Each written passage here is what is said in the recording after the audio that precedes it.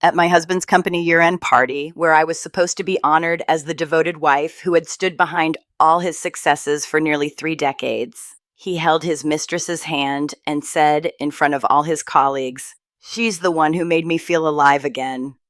Applause filled the room, but all I could hear was the sound of my heart shattering, an invisible slap under the dazzling lights and the pitying gazes. And in that very moment, I knew the end of us had come, but I also knew this was only the beginning of me. If you're watching this video right now, leave a comment letting me know where in the world you're watching from. I am Amelia, 49 years old, wife of a chief financial officer and mother of 2 children I've always been proud of, Lucas, 24, and Sophia, 21. To anyone looking at our family portrait, we were the perfect picture of the American dream. A 2-story white house, a rose garden by the porch, and warm dinners around a polished oak table. I once believed that happiness was just that, steady, peaceful, without turmoil. But perhaps it was that very peace that slowly killed my heart and hid the small cracks I was too afraid to face.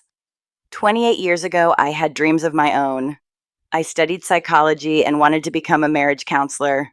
But when Gregory was promoted to his first management position, I said, "You go to work and I'll stay home, take care of the kids, and support you."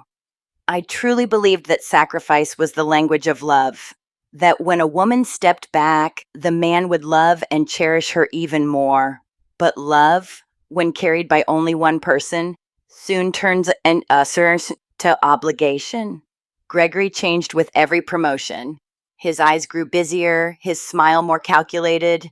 I still made him breakfast, still was the first to congratulate him whenever he was praised.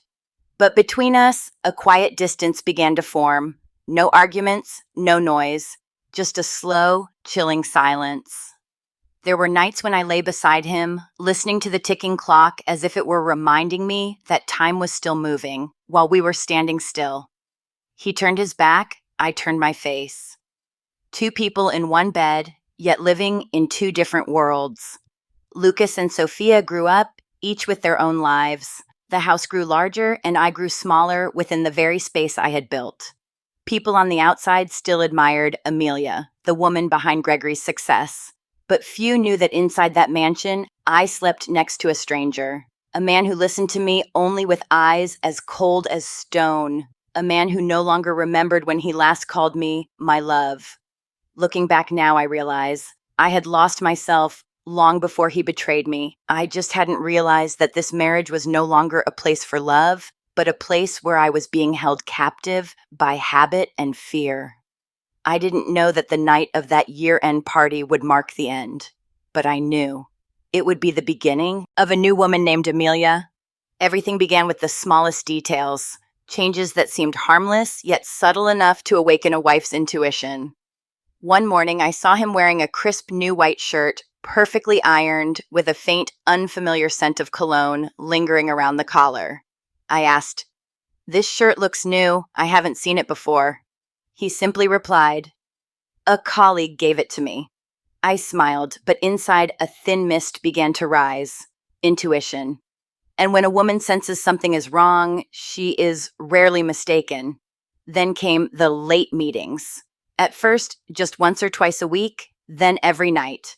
I still cooked his portion, kept it warm in the oven, and left it on the table with a small note. "Eat when you get home." Those little notes were never touched. The meals went cold, and so did the love. I kept reassuring myself, maybe it was work pressure, a new project, new investors. Until one evening, he left his phone on the table. It buzzed, and I heard a young woman's voice, bright and fresh, at least 10 years younger than me. "Baby, I'm waiting for you at the gym." A short, light sentence, but it cut through my heart like a blade. I didn't scream, I didn't cry, I just sat there, holding the phone, my eyes fixed on the wedding photo hanging on the wall. 28 years of marriage, thousands of dinners, dozens of Christmases, all turned out to be just the backdrop of a play I never knew the script to. That night, when he came home, I still opened the door and asked as usual, "Did you eat?" He said, "I had dinner with my boss. Go to bed early." I smiled, turned away, hiding my trembling hands. The next day, I started recording everything. I was no longer the gentle, obedient wife. I became a cold observer. I took photos of credit card receipts where the restaurant charges matched his late meetings. I found regular transfers to Clara Fit Co. The name of the gym, he said, was for personal training. I gathered statements from the company accountant who had seen him and her traveling together on business trips.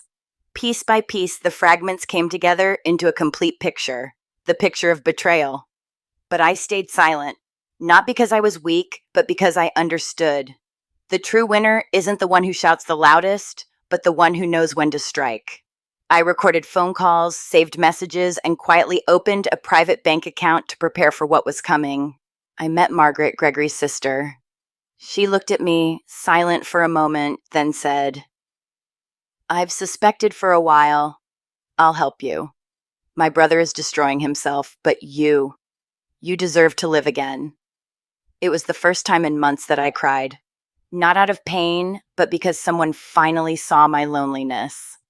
In the days that followed, I became the perfect actress in our staged family drama. I still made breakfast in the morning, still asked about his day at night. I let him believe I was still blind, while every piece of evidence was already in the hands of Lawrence, the private lawyer I had discreetly hired. One day, Gregory boasted, "Clara helps me get back in shape. She really cares about me." I simply nodded and smiled softly. "I'm glad someone cares about you." He didn't realize that those words were the first farewell I ever gave him. Inside me, the pain no longer burned like fire. It became a quiet ember, melting my fear and forging my strength. I knew that one day I would need that strength, and I would use it at the right moment. That day came sooner than I expected. The company announced its year-end party, where he would give a speech and the entire company would honor the model family of the CFO. He told me, "Dress nicely. I want everyone to see I have the most wonderful wife."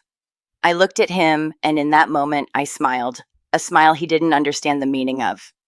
Because I knew that night would be the last time I ever called him my husband. The night of the year-end party arrived beneath a dense gray winter sky with cold wind sweeping through the glowing streets of downtown. I stood before the mirror, wearing the red dress he had given me for my birthday last year, the last gift from him that I still cherished. The silk felt smooth against my skin, fitting perfectly, carrying the faint scent of the perfume I had worn for the past 20 years. I told myself, no matter what happens today, I will walk with my head held high. Gregory stepped out of the dressing room, adjusted his tie, and glanced at me with detached eyes. "You look fine," he said, as if complimenting a colleague. I smiled, hiding the chill spreading through my chest. "Thank you," I replied softly, then walked out the door ahead of him. The party was held at the Grand Royale Hotel, where his company had rented out the entire ballroom. Jazz music floated through the air, lights shimmered on crystal glasses of champagne and glittering evening gowns. People laughed, toasted, and congratulated one another on another successful year. Gregory, the beloved chief financial officer, was, as always, the center of attention. He shook hands, laughed, walked with confidence, and I, as in every year before, followed half a step behind, graceful, polite, smiling at all the right moments. We sat at the front table just before the stage. Across the room, I saw Clara, wearing an off-shoulder black dress, her brown curls cascading gently, her eyes flicking toward me with a faint, knowing smile. The smile of someone who believed she had already won. I knew everything. I knew who she was, how long it had been going on, even how much money he transferred to her each month to cover her rent. But I sat there, calm and composed, because I understood in some battles, the one who wins is the one who waits until the final move. The host stepped onto the stage, introducing speeches from department heads. Then it was Gregory's turn. He stood up, adjusted the microphone, his expression confident, his voice firm, the same voice that had once made me trust him, once made me fall in love. "First of all, I'd like to thank all my colleagues for walking with me through this incredible journey." Applause filled the room. He glanced around the hall, his gaze lingering for a moment. Then he reached his hand toward Clara. She stood, pretending to be shy, hesitating for a moment before walking forward. He took her hand. The gesture was so natural, so intimate, that the air in the room froze, and then he said, in a voice full of excitement, pride, and cruelty, "And most importantly, I want to thank Clara, the one who helped me find myself again after years of feeling numb. She made me realize that to truly succeed, one needs more than just passion and drive. One needs to feel alive." The entire room fell silent. Someone dropped a silver spoon onto a plate. A small sound, yet it sliced through the silence like a knife. I sat still. No tears, no frown. Just something inside me quietly broke apart. The spotlight fell on me, the woman in the red dress sitting still amid a sea of pitying eyes. I saw his colleagues glance at me awkwardly. Some turned away, some lowered their heads and pretended to sip their wine. Gregory finished his speech with a smile. He didn't look at me. He didn't have to. He thought I would stay silent, as I always had for 28 years. He thought I would look away, endure, and forgive. But he was wrong. I smiled, lifted my champagne glass, and stood up. No one spoke. I simply raised my glass toward the stage. "Congratulations, Gregory," I said, my voice calm, frighteningly calm. "You've truly found your real self." I finished my drink, set the glass down, and turned to walk away. The sound of my heels echoed sharply across the marble floor. No one dared to call after me. I walked through the hall, past the stairs, past the whispers, through the grand doors, and out into the cold, where the winter wind struck my face, waking me completely. I stood there, beneath the branches wrapped in Christmas lights, looking up at the heavy gray sky, and I had only one thought: it's over. Yet strangely, I didn't feel broken. Instead, there was something else. Relief. As if I had finally escaped a windowless room I'd been trapped in for years. When I got home, I took off my earrings, set them on the table, and sat down. Outside, snow had begun to fall, the first snow of the season. I opened my laptop. The cursor blinked on the white screen, urging me to write what I had been waiting so long to say. The words appeared. Subject: the right time to file for an at-fault divorce. I typed in Lawrence's email, the lawyer I had quietly met 3 weeks ago. Then I paused, took a deep breath, and wrote, "I'm ready." I closed the laptop and stepped out onto the balcony. Under the moonlight, snow blanketed the garden in white. I looked down at my hands, the same hands that had cooked his meals, sewn his shirts, wiped his forehead when he was sick. Those hands were trembling now, not from weakness, but from awakening strength. I whispered to myself, "Thank you, Gregory. Because of you, I finally understand. Sometimes one must lose everything to find themselves again." In the stillness of the house, the clock struck midnight. A new year began, and for me, it was the first year of a brand new life. I didn't sleep that night, not because of pain, but because of a sharp, clear focus I had never felt before. I watched the clock, its second hand ticking slowly, like a countdown to a plan about to unfold. When dawn broke, I made myself a cup of black coffee and opened the private folder on my computer, where I had kept every piece of evidence from the past 3 months. Photos, receipts, messages, bank statements, and audio recordings of conversations between Gregory and Clara. Each file was a slice of truth. I opened them one by one, renaming them carefully. Exhibit A, Exhibit B, Exhibit C. I knew that once I pressed send, there would be no turning back. But I also knew this was no longer about love. This was about justice. 3 days later, I met Lawrence again at his office, a warm room filled with light and the scent of pine wood. He looked at me and smiled gently. I guess that night was the moment he burned down everything he'd ever built. I nodded. "I don't want revenge, Lawrence. I just want what's mine, and my dignity." "Fair enough," he said. "Then we'll do this the right way."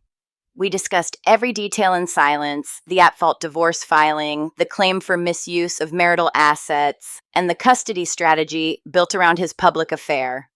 When I signed the action plan, my hand didn't shake. It felt like placing a final period at the end of one story, and opening a new chapter, one that I would write myself.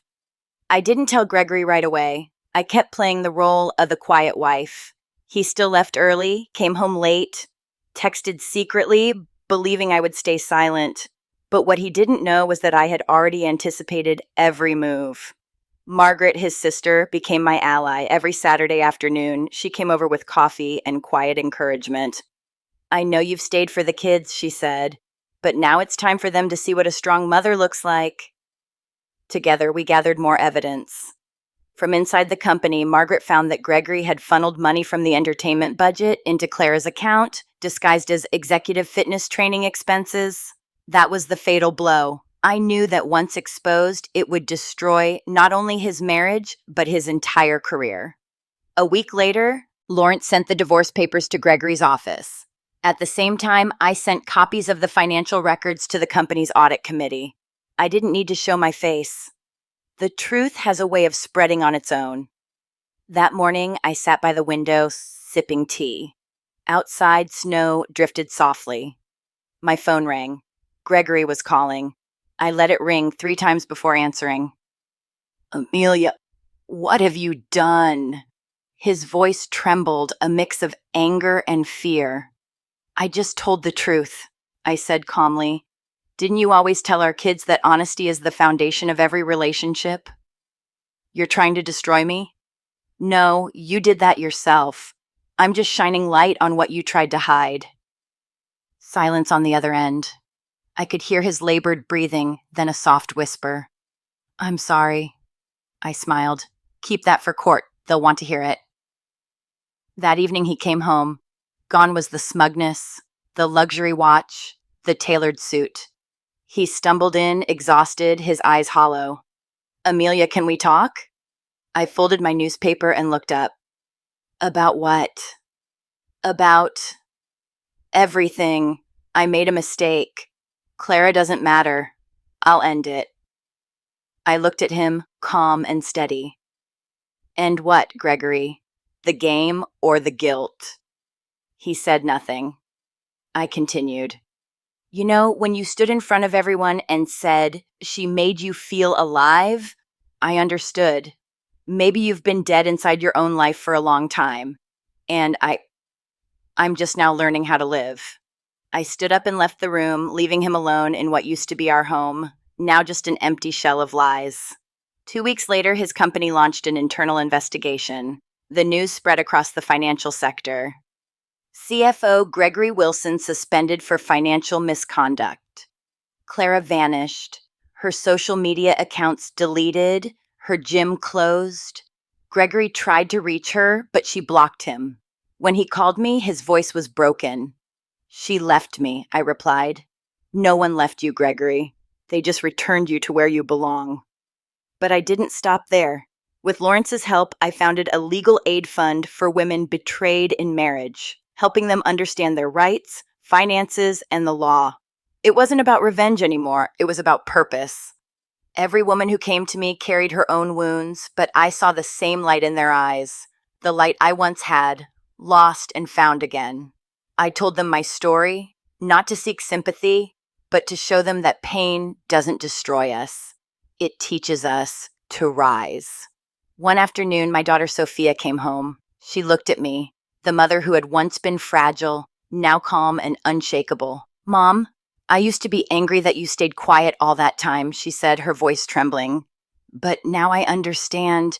You weren't weak. You were preparing to win."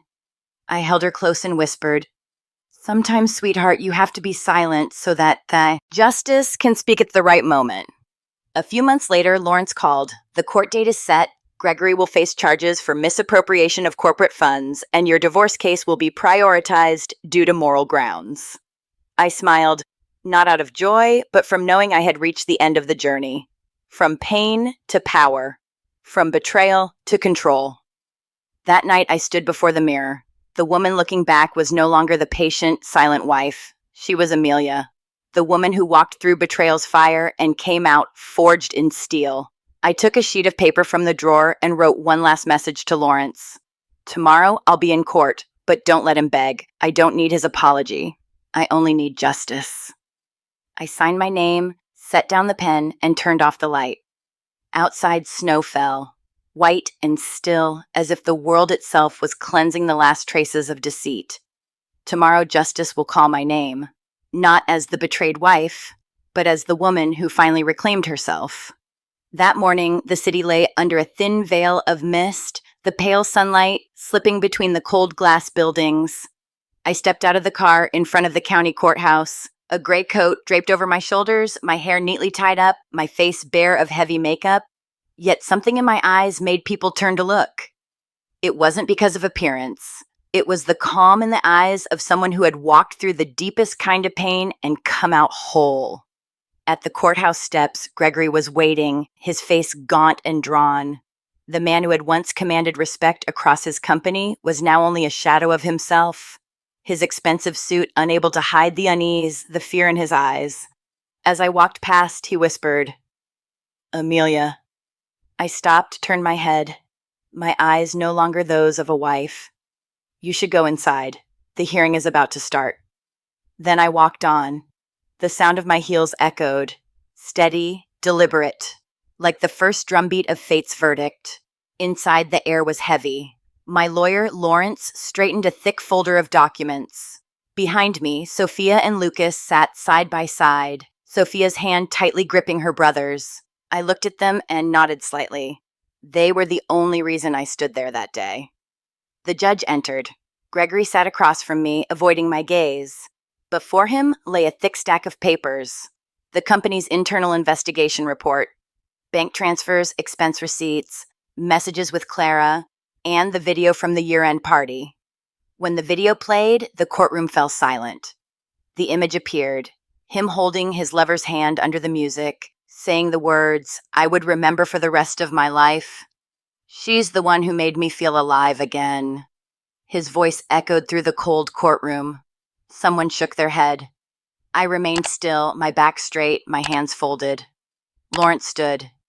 "Your Honor, Mr. Gregory's actions constitute not only adultery, but also the misuse of marital assets to sustain an illicit relationship, causing financial harm to both his family and his company. My client, Mrs. Amelia, has provided full, lawful evidence. We asked the court to grant an at-fault divorce, award full custody, and the majority of shared assets to my client." Gregory's lawyer offered a weak rebuttal. Gregory lowered his head, his hands clasped tightly. I looked at him, no anger left, only emptiness. The judge asked, "Mr. Gregory, do you have anything to say?" He stood, his voice hoarse. I'm sorry. I was wrong. I have no excuse. I betrayed my wife's trust, and my own." His words lingered, dissolving into the air. I heard them, but felt nothing. Because when an apology comes, after everything has burned to ashes, there's nothing left to forgive. After nearly 3 hours, the verdict was read. The court acknowledges the adultery and marital misconduct of the defendant, Mr. Gregory Wilson. Full custody of the children and control of marital assets are granted to the plaintiff, Mrs. Amelia Wilson. Mr. Wilson is ordered to vacate the shared residence and provide financial restitution for emotional and material damages. The gavel struck. A dry, sharp sound, yet to me it was the sound of freedom exploding into being. I exhaled, and for the first time in months, the air in my lungs felt light again. Sophia threw her arms around me, tears streaming down her face. "Mom, it's over." I smiled. "Yes, darling, it's over." Gregory sat slumped, shoulders trembling. I felt no satisfaction, only peace. Because I knew justice had been done, not through vengeance, but through truth. A month later, Gregory left the city. They said he'd moved to the suburbs, found a new job, and stayed away from attention. As for me, I never looked back. I focused on rebuilding myself. I kept the house, changed the curtains, repainted the walls, took down the wedding photo. It was no longer a house for two. It was a home for me and my children. Every morning I woke early, brewed coffee, opened the windows to the sunlight, birdsong, the smell of toast, Sophia's laughter from the kitchen. Everything simple. Everything enough. I returned to school, finishing the marriage counseling certificate I had once abandoned. The years I spent as a wife had given me hard-earned lessons. and now I turned them into knowledge to help others. Together with Lawrence and Margaret, I founded the Second Sunrise Foundation, a support network for women rebuilding after divorce. There, I met women with the same eyes I once saw in the mirror: fearful, broken, uncertain. I told them my story, not with tears, not with embellishment, only with truth. I once stood where you are. I once thought my life was over, but in reality, it was just the beginning of another chapter. Each woman I helped was another step in my own healing. One afternoon, Lawrence came into my office and placed an envelope on my desk. "You have mail." I opened it. The handwriting was familiar. Gregory. "Amelia, I don't expect forgiveness. I only want to say that when I saw you in court, I realized you were no longer the woman I once underestimated. You were strong, radiant, and completely free. Perhaps, in our entire marriage, I was never truly worthy of you. Wishing you peace. Gregory." I folded the letter. No anger, no sorrow, only a quiet murmur. "Thank you. At last, you finally see who I truly am." I slipped the envelope into a drawer and closed it, closing the past once more. That evening, I sat on the balcony as a gentle breeze carried the scent of lavender. On the table was a glass of wine and a photo of Sophia, Lucas, and me, taken the day I received my counseling certificate. I looked at my reflection in the glass. No longer the woman who once trembled as she typed the email, "The right time to file for divorce." She was the woman who belonged wholly to herself. Sometimes justice doesn't come from the courtroom. It comes the moment you stop seeking validation from others and start believing in your own worth. I whispered those words softly, closing my eyes. Outside, snow began to fall, but inside me, spring had arrived long ago, a year later. I stood on stage at the Women in the Power of Renewal conference, speaking as a guest lecturer. I shared my story with steady breath and clear voice. When I finished, the entire hall rose in applause. In the front row, Sophia's eyes glistened with tears, while Lucas smiled with pride. In that moment, I knew I had won, not over Gregory, but over fear, over self-doubt, over the woman I used to be. When the stage lights dimmed, I stepped into the hallway. The sunset poured across the steps, painting the world in soft gold. I lifted my phone, took a picture. The smile in that photo wasn't of a survivor. It was of someone reborn. The caption read, "1 year after losing everything, I found myself again." Betrayal didn't destroy me. It taught me that sometimes, to be reborn, a woman must walk through hell once. And when she emerges, she doesn't need to be saved, because she is the fire. If you like this story, please like this video, subscribe to the channel, and share your thoughts about this story in the comments section. Thanks, and see you next video.